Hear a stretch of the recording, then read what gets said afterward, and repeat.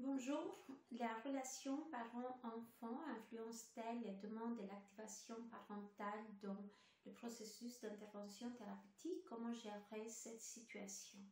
Initialement, quand le parent commence activement à s'intégrer dans le processus, l'enfant réagit car le parent commence à changer son approche envers lui et naturellement il va réagir. Dans cette situation, il ne faut pas baisser les bras, mais continuer à exposer l'enfant lentement, mais très lentement, à la frustration causée par votre approche. Les comportements que vous devez gérer sont les pleurs, les rejets, les comportements d'évitement. Comment les gérer?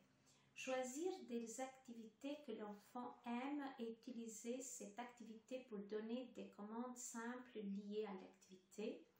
Utiliser des objets préférés pour acquérir les compétences telles que l'échange, le pointillage. Ne commentez pas le comportement négatif de l'enfant en disant non, ne pleure pas, ne fais pas ça, mais sois concentré sur le comportement qu'il doit faire et ce que vous lui avez demandé. Fixez-vous des attentes et des objectifs assez petits en construisant la relation interactive et exigeante avec l'enfant par des petites étapes et des petits pas. Soyez cohérent dans votre comportement et ne liez pas votre travail à l'humeur de l'enfant. Ainsi, quand l'enfant est disponible, vous travaillez longtemps avec lui et quand l'enfant n'est pas disponible, vous le laissez partir.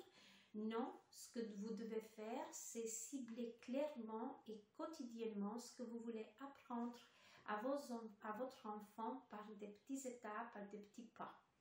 Ne transformez pas la journée avec votre enfant en demande sans fin, car il va éviter et montrer un comportement rejetant si vous le bombardez des demandes.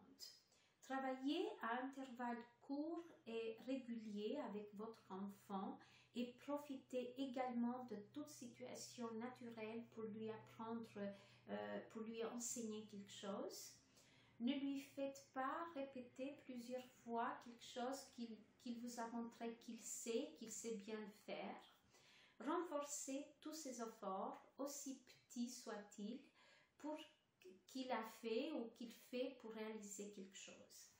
Ainsi, vos exigences ne vont pas gâcher la relation que vous entretenez avec l'enfant si l'enfant est exposé très lentement et dans une attitude positive et d'attente réaliste pour l'enfant.